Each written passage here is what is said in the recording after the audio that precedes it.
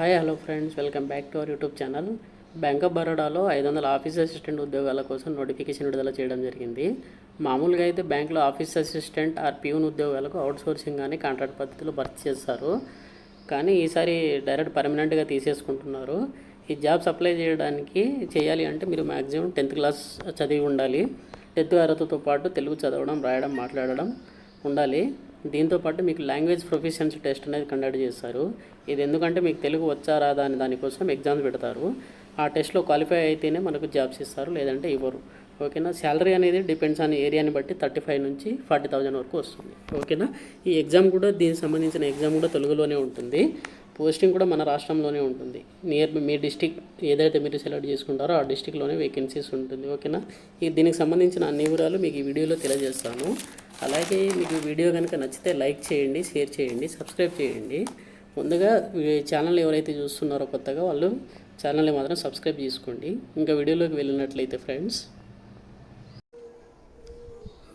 Bank of Baroda recruitment of office assistant peon on regular basis in subordinate cadre in bank of Baroda.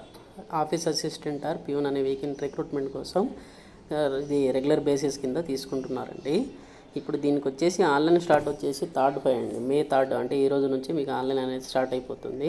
Last date of submission వచ్చేసి 23/5 అంటే 23 May తారీఖు last అండి. ఓకేనా. ఇక details of state wise and vacancies అది reservation చూసుకుంటే మనకు ఆంధ్రప్రదేశ్లో వేకెన్సీ చూసుకుంటే టోటల్గా 22 వేకెన్సీస్ ఉన్నాయి. తర్వాత అస్సాంలో 4, బీహార్లో 23, చండీగఢ్లో 1, ఛత్తీస్గఢ్లో 12, దాద్రా నగర్ హవేలీలో 1, దామండయిలో 1, తర్వాత ఢిల్లీలో 10, గోవా 3, గుజరాత్లో 80, హర్యానాలో 11, హిమాచల్ ప్రదేశ్లో 3, జమ్మూ అండ్ కాశ్మీర్లో 1, జార్ఖండ్లో 10, కర్ణాటకలో 31, కేరళలో 19, మధ్యప్రదేశ్లో 16, మహారాష్ట్రలో 29, మణిపూర్లో 1, నాగాలాండ్లో 1, ఒడిశాలో 17, పంజాబ్లో 14, రాజస్థాన్లో 46, తమిళనాడులో 24, తెలంగాణలో 13 వేకెన్సీస్ ఉన్నాయి. అలాగే ఉత్తరప్రదేశ్లో 83, ఉత్తరాఖండ్లో 10, వెస్ట్ బెంగాల్లో 14, టోటల్గా 500 వేకెన్సీస్ అనేది ఉన్నాయి. ఈ కేటగిరీ వైజ్గా బ్రేక్ డౌన్ చూసుకుంటే మనకి ఎస్సీకి వచ్చేసి 65 వేకెన్సీస్ ఉన్నాయి టోటల్గా. ఎస్టీ వాళ్ళకైతే 33, తర్వాత ఓబీసీ వాళ్ళకైతే 108 ఉన్నాయి. తర్వాత ఈడబ్ల్యూఎస్ వాళ్ళకైతే 42, అన్రిజర్వ్ వాళ్ళకి కనుక చూసుకుంటే 252 వేకెన్సీస్ ఉన్నాయి. ఇక పీడబ్ల్యూలో వాళ్ళకి చూసుకుంటే టోటల్గా 97 వేకెన్సీస్ ఉన్నాయి. ఓకేనా. ఇదండి దీనికి సంబంధించిన వేకెన్సీ డీటెయిల్స్. ఇది office assistant 500 vacancy, office assistant are peon. దీనికి ఏజ్ లిమిట్ వచ్చేసి 18 to 26 years, minimum 10th class pass అయి ఉండాలి. ఓకేనా. ప్రొఫిషియన్సీ లోకల్ లాంగ్వేజ్ చెప్పాను కదా మీకు. లోకల్ లాంగ్వేజ్లో మనకి ఏ స్టేట్కి అయితే అప్లై చేస్తున్నామో మనం ఆ స్టేట్కి సంబంధించిన లోకల్ లాంగ్వేజ్ రాయడం తెలియాలి మనకి, చదవడం తెలియాలి, అలాగే మాట్లాడడం కూడా రావాలి. ఓకేనా. ఇదండి దీనికి సంబంధించి మీరు ఏ స్టేట్కైనా అప్లై చేసుకుని, ఏ లాంగ్వేజ్ వస్తే మీరు ఆ లాంగ్వేజ్ బేస్ చేసుకుని మీరు అప్లై చేసుకుని, మదర్ టంగ్ అని ఉండాల్సిన అవసరం లేదండి. ఓకేనా. మీకు ఏ భాష అయినా కానీ, ఫర్ ఎగ్జాంపుల్ హిందీయే కావచ్చు, మీకు హిందీ చదవడం రావాలి, రాయడం రావాలి, అలాగే మాట్లాడడం కూడా రావాలి ఆ లోకల్ భాష అనేది. ఓకేనా. మీరు ఏ స్టేట్కైనా అప్లై చేసుకోవచ్చు. ఆ భాష ఏ స్టేట్కి ఏందనేది కూడా చెప్తారు మీకు. ఓకేనా. ఇక రోల్స్ అండ్ రెస్పాన్సిబిలిటీ కనుక చూసుకుంటే మనకు all the normal routine duties for the subordinate staff and cadre and performance which of the special pay shall be payable any other work assigned from time to time as per the bipartite settlement amendment of time to time. ఓకేనా. ఇదండి. ఇక scale pay కనుక చూసుకుంటే మనకి అన్ని అలవెన్స్లు కలుపుకొని టోటల్గా 37,815 rupees వస్తుంది మీకు. ఓకేనా. ఇక ఎన్రోల్మెంట్ కనుక చూసుకుంటే కనుక చూసుకుంటే inside basic pay, select candidate pay, DA, HRA, CCA, special allowance, transport allowance, special pay leave, fare concession, leave health, group medical insurance, అలాగే అన్ని అవకాశాలు ఉంటాయి మీకు. ఓకేనా. ఇక ఎలిజిబిలిటీ చూసుకుంటే ఇండియన్ నేషనాలిటీ అనేది కంపల్సరీ ఉండాలి. ఓకేనా. ఏజ్ అనేది 18 to 26 ఇయర్స్. దీంట్లో రిలాక్సేషన్ కూడా ఉంది. షెడ్యూల్డ్ క్యాస్ట్ అండ్ షెడ్యూల్డ్ ట్రైబ్కి 5 years రిలాక్సేషన్ ఉంటుంది. ఓబీసీ వాళ్ళకి 2 years ఉంటుంది, 3 years. తర్వాత పర్సన్ విత్ బెంచ్ మార్క్ వాళ్ళకి వచ్చేసి 10 years ఉంటుంది. ఓకేనా. ఇదండి ఏజ్ రిలాక్సేషను. ఇక నెక్స్ట్ కనుక చూసుకుంటే మనకి దీనికి ఒక ఎగ్జామినేషన్ ప్యాటర్న్ ఏ విధంగా ఉంటుంది, అసలు దీని సెలక్షన్ ఏ విధంగా ఉంటుంది అనేది నెక్స్ట్ చూసుకుందాం. మనకి ఎడ్యుకేషనల్ క్వాలిఫికేషన్ అనేది 10th class, minimum 10th class అది ఉంటే సరిపోతుంది. ఓకేనా. ఇక తర్వాత మీరు అప్లికేషన్ ఫీజు కనుక చూసుకుంటే మనకి ఇది 600 రూపీస్ అండి. Payment gateway charges for EWC and OBC వాళ్ళకి 600 రూపీస్ ఉంటుంది. మిగతా వాళ్ళకి ఎస్సీ ఎస్టీ పీడబ్ల్యూడి వాళ్ళకి వచ్చేసి 100 రూపీస్ ఛార్జెస్ ఉంటుంది. ఓకేనా.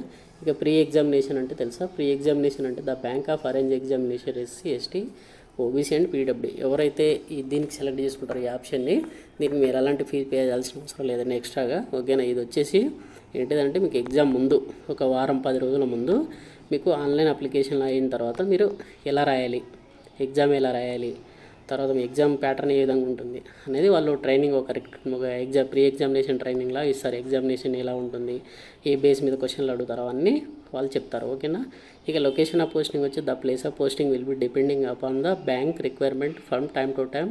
Candidate shall be placed at any its office branches in the state యూటీఆర్ చెప్ the candidates has applied. Candidate ఏదైతే అప్లై చేసుకున్నారో, ఏ స్టేట్కి అయితే అప్లై చేసుకున్నారో దాన్ని బట్టి వాళ్ళు ఇస్తున్నారు. ప్రొవిషన్ వచ్చేసి దీనికి 6 months ఉంటుంది. ఆ 6 monthsలో మీరు ఎంత జాగ్రత్తగా మంచి పని చేసుకుంటే మీకు 6 months ప్రొవిషన్ అయిపోగానే మీకు రెగ్యులర్ బేసిస్ కింద అయిపోతుంది. ఓకేనా, ఇక సెలక్షన్ ప్రొసీజర్ కనుక వెళ్తే online test followed by local language test.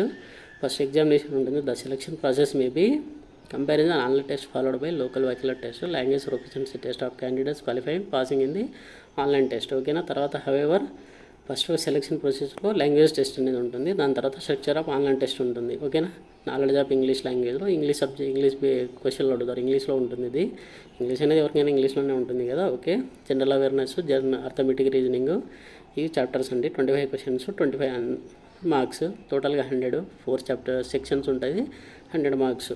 English ఇక మిగతా వాటికి ఒక ఇంగ్లీష్ తప్ప మిగతా అన్నిటికీ మీకు ఏ లాంగ్వేజ్ కావాలంటే ఆ లాంగ్వేజ్లో మీరు ఎగ్జామ్ రాసుకోవచ్చు. ఓకేనా, టోటల్గా 100 questions ఉంటుంది, 80 minutes ఉంటుంది. తర్వాత ఏ స్టేట్కి అప్లై చేసుకుంటే మీరు ఏ ఎగ్జామినేషన్ రాయొచ్చు అనేది ఇక్కడ ఉంది చూసారా. నేమ్ ఆఫ్ ది స్టేట్ ఆంధ్రప్రదేశ్లో వచ్చేసి ఇంగ్లీష్, హిందీ అండ్ తెలుగు. తర్వాత లోకల్ లాంగ్వేజ్ వచ్చేసి తెలుగు, ఉర్దూ. ఓకేనా, మీడియం ఆఫ్ ఎగ్జామినేషన్ అనేది ఇంగ్లీష్, హిందీ, తెలుగు ఈ మూడిట్లో ఏదైనా రాసుకోవచ్చు. కానీ లోకల్ లాంగ్వేజ్ మాత్రం తెలుగు, ఉర్దూ రావాలి. ఓకేనా, ఇక నెక్స్ట్ మన తెలంగాణ కనుక చూసుకుంటే ఇంగ్లీష్, హిందీ, తెలుగు అండ్ ఉర్దూ. తెలుగు, ఉర్దూ అనేది కంపల్సరీ రావాలి. ఓకేనా, మీరు ఫర్ ఎగ్జాంపుల్ వేరే స్టేట్కి అప్లై చేసుకోవాలనుకుంటారు, బీహార్కి అప్లై చేసుకోవాలనుకుంటే మీకు ఇంగ్లీష్, హిందీలోనే ఎగ్జామ్ ఉంటుంది. హిందీలో మీరు లోకల్ లాంగ్వేజ్ సెలెక్ట్ చేసుకోవాలి. ఓకేనా, ఇదండి దీనికి సంబంధించిన లోకల్ లాంగ్వేజ్ లిస్ట్ ఇది. ఓకేనా, నెక్స్ట్ వచ్చేసి examination centre for online method examinations అనేది హైదరాబాద్లో కూడా ఉంటుంది మనకి. ఓకేనా, ఇక్కడ ఉంది కదా హమీర్పూర్, హైదరాబాద్. అండ్ ఆల్మోస్ట్ అన్ని స్టేట్లలో ఎగ్జామ్ ఉంటుంది. ఇక కట్ ఆఫ్ స్కోర్ అనేది డిపెండ్స్ ఆన్ ఎగ్జామ్, అది ఎంతమంది రాస్తారు, ఏంది రాస్తారని డిపెండ్స్ ఆన్ ఎగ్జామ్ బట్టి ఉంటుంది. ఇక లిస్ట్ ఆఫ్ డాక్యుమెంట్స్ ఏమేమి కావాలి, ప్రింట్అవుట్స్ ఎగ్జామ్ టైంలో అనేది ఈ విధంగా ఉంటుంది. ఓకేనా, నెక్స్ట్ వచ్చేసి మీరు ఏ విధంగా అప్లై చేసుకోవాలనేది ఇక్కడ క్లియర్గా ఉంటుంది, మీకు చెప్తాను ఒక్క నిమిషం. ఇదండి guidelines of photograph signature. Date of birth, 10th mark sheet అనేది ఉండాలి, ఎడ్యుకేషనల్ సర్టిఫికేట్ ఉండాలి. దీంట్లో ఏదైతే డీటెయిల్స్ ఉన్నాయో అవే ఉండాలి మీకు. ఓకేనా, తర్వాత ఫోటోగా అప్లోడ్ చేయాలి, సిగ్నేచర్ అప్లోడ్ చేయాలి. అలాగే ఒకటి for uploading the photograph and signature your online application be not registered windows మీద డాక్యుమెంట్ స్పెసిఫైడ్. ఓకేనా, ఇదండి దీనికి సంబంధించింది. మీరు దీనికి అప్లై చేసుకోవాలనుకుంటే నేను డైరెక్ట్ దీనికి సంబంధించిన లింక్ అనేది మీకు డిస్క్రిప్షన్లో ప్రొవైడ్ చేస్తాను. ఓకేనా, అలాగే వీడియో నచ్చితే మీకు లైక్ చేయండి, షేర్ చేయండి, సబ్స్క్రైబ్ చేసుకోండి. ఓకేనా, థ్యాంక్ యూ అండి. Thanks for the watching. Have a nice day.